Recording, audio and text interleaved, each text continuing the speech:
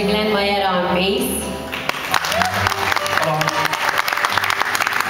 Right next to me here is a fabulous, one of the greatest guitar players. He has this drum that I like to call a taran taran. You guys know what is taran taran? Like, I don't know, that's the word that my nana used, like, you know, when you aka. Oh, I saw taran taran. So Chad has this drum like, and like, ooh, it gets me a little bit excited.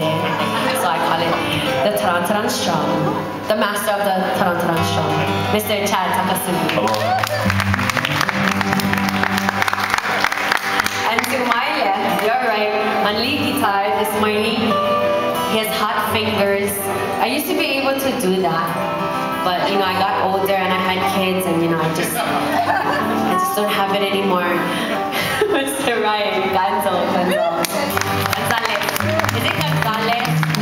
Gonzalez, like Speedy. Ooh!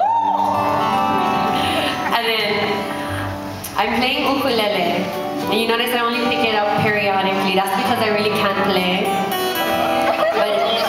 But now you know. I mean, you know, we're just like family, hanging out first thing in the morning, you know.